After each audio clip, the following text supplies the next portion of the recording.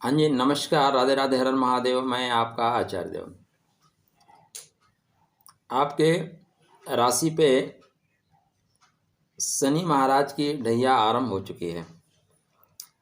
शनि महाराज 2.5 वर्ष में कैसे फल देंगे, कब कब फल देंगे, किन किन बातों को ध्यान रखना है, यह आप बहुत से वीडियो में देख चुके होंगे। आज इस वीडियो पे बिल्कुल एक नई चीज़ आपको बता रहा हूँ। देखिए, 365 दिन ना तो आपके लिए पूरा शुभ होता है ना शुभ होता है। उसमें कुछ दिन आपके लिए बहुत बेहतर जाते हैं और कुछ दिन कठिनाई भरे जाते हैं। उसी तरह जब ग्रह गोचर करता है तो अगर उसको हम पार्ट वाइज में बांट के देखें, छोटे छोटे टुकड़े करके देखें, तो हमारे लिए फलादेश करना आसान हो जाता है और आपके लिए समझना आसान हो जाता है किस पार्ट में क्या फल मिलेगा।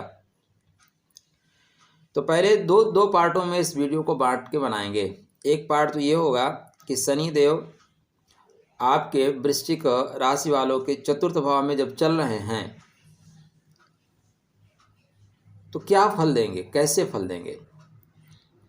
नॉर्मल तौर से देखें तो शनि कुंभ राशि में गोचर कर रहे हैं, एक सिंपल सी बात है।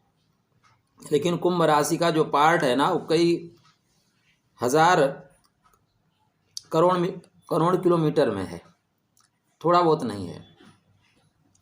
उसको हम कुछ पार्टों में डिवाइड करते हैं। तो मोटे मोटे आपको 9 पार्ट में बांट सकते हैं। धनिष्ठा का तीसरा चरण, धनिष्ठा का चतुर्थ चरण, शतभिषा के 4 चरण और पूर्व भाद्रपद नक्षत्र के 3 चरणों में यह पार्ट डिवाइड होगा। तो इस तरह से 9 चरणों में आप शनि को बांट के देख सकते हैं। तो आपके लिए फलित करना आसान हो जाएगा। जो चीज़ें आपको लाखों किलोमीटर में दिखाई दे रही हैं, करोड़ों में दिखाई दे रही हैं, उस पार्ट में आप कम मात्रा में उसको देख सकते हैं। चतुर्थ भाव में शनि का गोचर। शनि महाराज स्टार्ट कर रहे हैं धनिष्ठा नक्षत्र से। धनिष्ठा तो धनिष्ठा में तृतीय चरण में स्टार्ट करेंगे। तृतीय चरण का जो नवांश है उसको बोलते हैं तुला नवांशा। कौन सा नवांशा? तुला नवांशा। तो तुला आपके कुंडली में 12 भाव का कारकत्व लेके चलती है। तो शनि स्टार्टिंग में आपको, अब देखिए, इसको अगर पूरा 30 महीनों में आप बांटे, वैसे 30 महीने का गोचर ही नहीं है, 30 महीनों को में बांटे तो ये लगभग 3 महीने 10 दिन का एक पार्ट आएगा। 3 मंथ 10 डेज एक पार्ट आएगा, मतलब टोटल 100 दिन का, 100 दिन का एक पार्ट आएगा, ऐसा आप कह सकते हैं। लेकिन 2.5 वर्ष आएगा ही नहीं, कम आएगा, तब भी आप 100 का एवरेज लेके चलिए। तो स्टार्टिंग के जो 100 दिन होंगे, आपके स्टार्टिंग के जो 90 या 100 दिन होंगे, वो आपके लिए भाग दौड़ भरे होंगे। क्यों? क्योंकि शनि मंगल के धनिष्ठा नक्षत्र में चल रहे हैं और मंगल महाराज स्वतः शुक्र की तुला राशि में चल रहे हैं और शनि तुला नवांश में चल रहे हैं। तुला क्या है? आपके लिए 12 भाव का कारकत्व को लेकर चलती है। अतः इस बीच आपको भाग दौड़ करनी पड़ेगी। शनि भाग दौड़ कराएंगे, विदेशों से संबंध बनाएंगे और इस भाग दौड़ में आपको, चूँकि शुक्र की जो तुला राशि है इसमें स्वाति नक्षत्र आता है, तो बीच में अवरोध का भी सामना करना पड़ेगा। तो आपकी कुंडली में स्टार्टिंग में ही सस्योग क्रिएट नहीं हो रहा है। सस्योग कब क्रिएट होगा उसको आप यहाँ पे जान सकते हैं। तो यदि आपने भी चैनल को अभी तक सब्सक्राइब नहीं किया, आज कृपया सब्सक्राइब करिए। जानकारी आपको अनूठी लगे तो मित्रों तक शेयर करिएगा, अगर सामान्य लगे तो बिल्कुल शेयर मत करिएगा, ठीक है ना। अगर लगे कि डिफरेंट है तब आप शेयर जरूर करिएगा।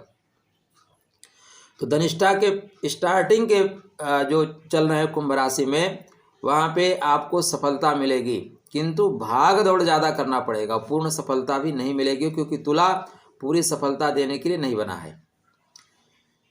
धनिष्ठा नक्षत्र का जो चतुर्थ चरण होगा, वहाँ पे जो शनिदेव चलेंगे तो आपके लग्न के अधिपति जो मंगल महाराज हैं, उनकी राशि वृश्चिक राशि में ही गोचर करेंगे। वृश्चिक नवांशा में जाएंगे, गोचर नहीं, वृश्चिक राशि नवांशा में गोचर करेंगे।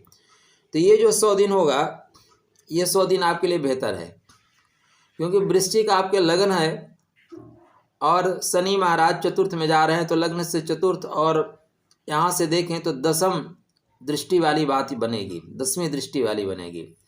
तो यह प्रथम चरण की अपेक्षा द्वितीय जो चरण होगा वो आपके लिए बेहतर होगा। यहाँ पे आप अपने आप को स्ट्रांग करेंगे, लेकिन कुछ चीज़ें तो आपको पीड़ा देंगी, कुछ परेशानियाँ तो साथ में लगी रहेंगी, ठीक है। ऐसा नहीं कि पूरी परेशानियाँ आपकी ख़त्म हो रही हैं, परेशानियाँ साथ में रहेंगी, लेकिन फिर भी प्रथम चरण की अपेक्षा, प्रथम 100 दिन की अपेक्षा दूसरे जो 100 दिन होंगे वो आपके लिए बेहतर होंगे। क्यों?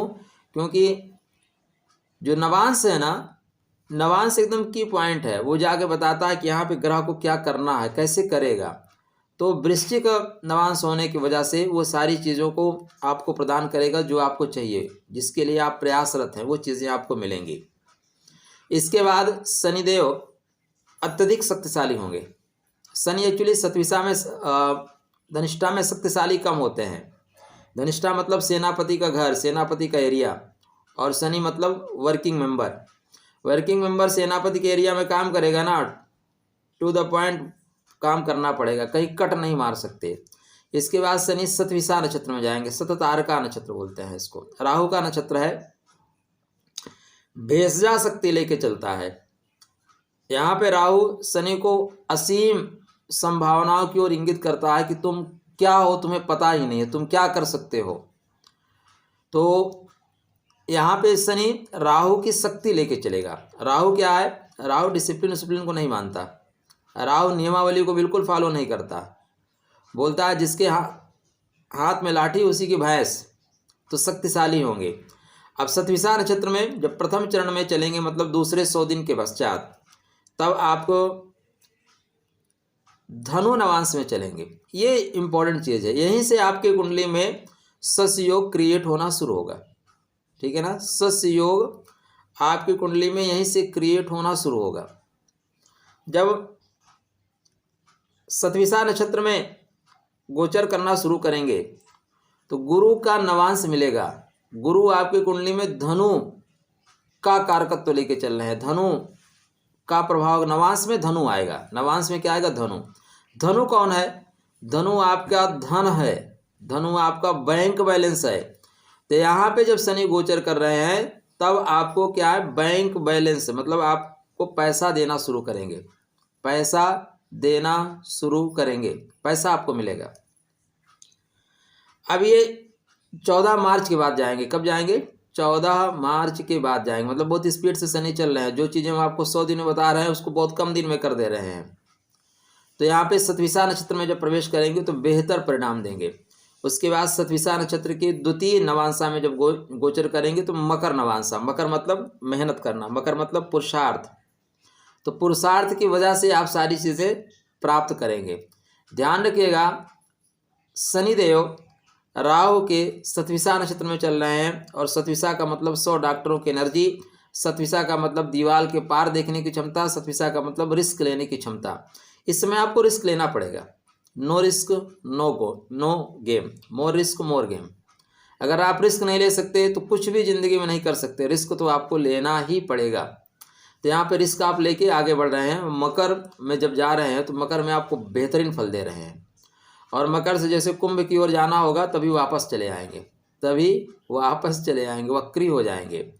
तो शनि महाराज का जो 2023 में ज़्यादातर गोचर है वो आप देखेंगे तो मंगल के नवांश में, गुरु के नवांश में, और शनि अपने ही नवांश में गोचर कर रहे हैं।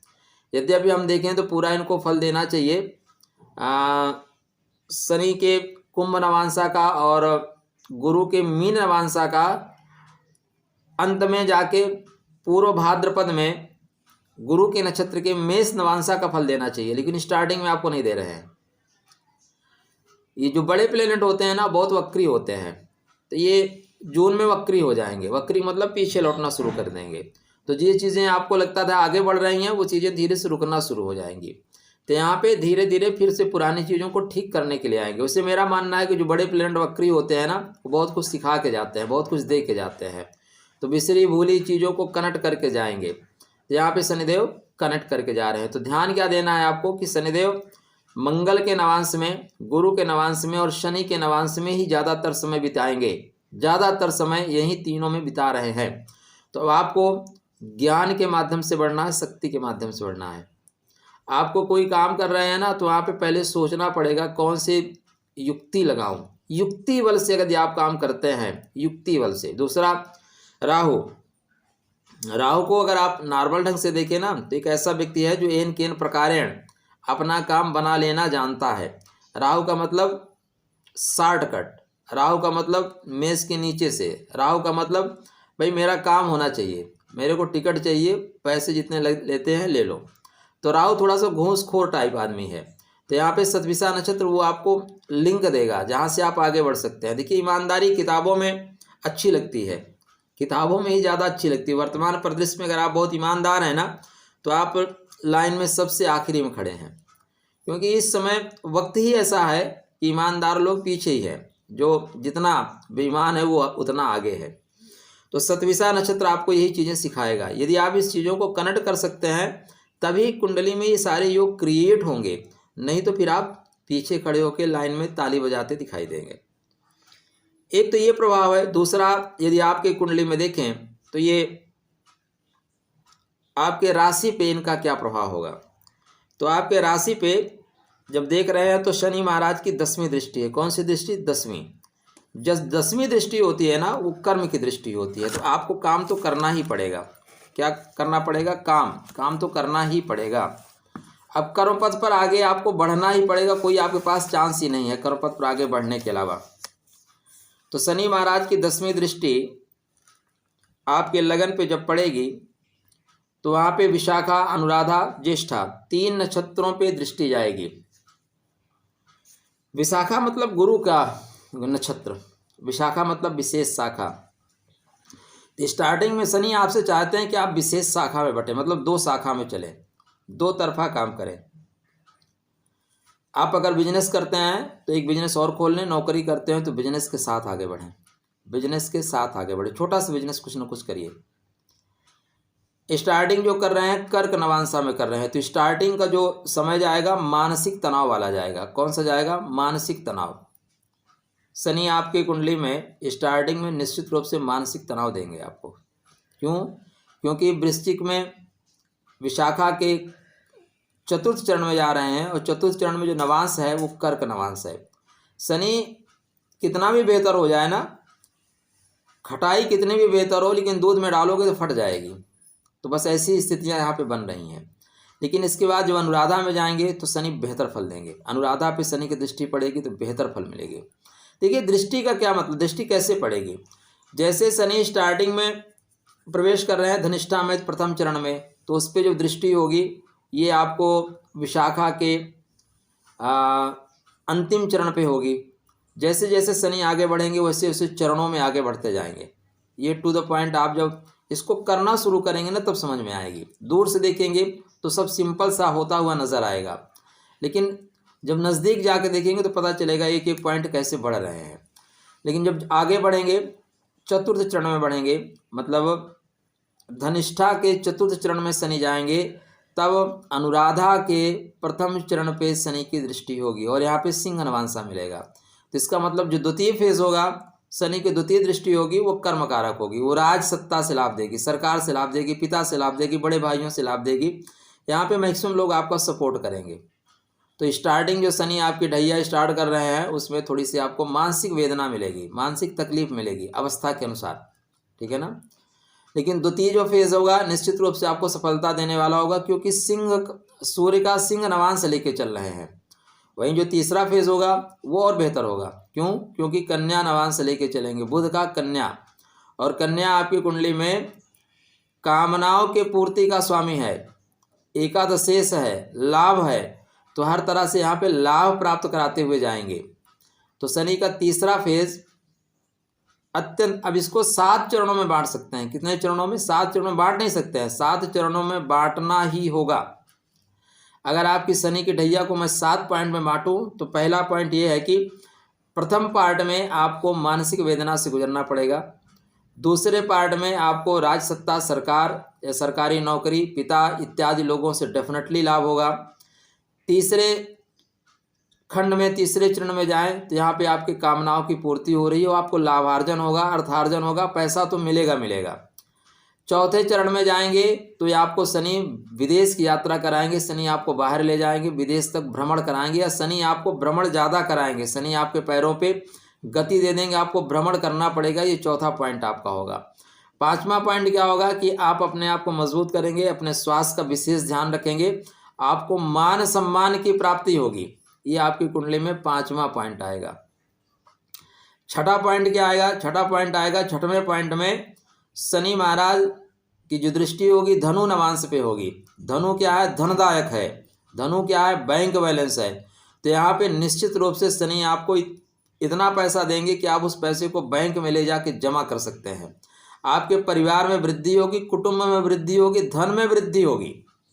और सातवां पॉइंट क्या है कि शनि अंत में फिर आपसे मकर, मकर मतलब कर्म, कर्म की ओर आपको बढ़ाएंगे अंत में कि बेटा आप काम करने के लिए आए हो, काम करो।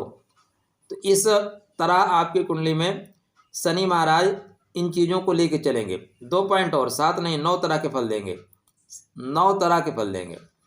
तो वहीं पे 8वें पॉइंट में जब आप जाएंगे तो शनि महाराज आपको निश्चित रूप से सुख देंगे। तो यदि आप वृश्चिक राशि वाले सोच रहे हैं कि हम घर कब खरीदें, गाड़ी कब खरीदें, वाहन कब खरीदें, तो देखिए गोचर के अनुसार तो और आपको लाभ मिलेगा, लेकिन शनि के जो गोचरी दृष्टि है, शनि की जो ढैया है वो आपको बता रही है कि शनि की जब ज्येष्ठा नक्षत्र के तृतीय नवांशा पे उनकी तीसरे चरण पे दृष्टि होगी, तब शनि महाराज आपको भूमि भवन वाहन दे रहे हैं, मतलब वर्ष के अंत में।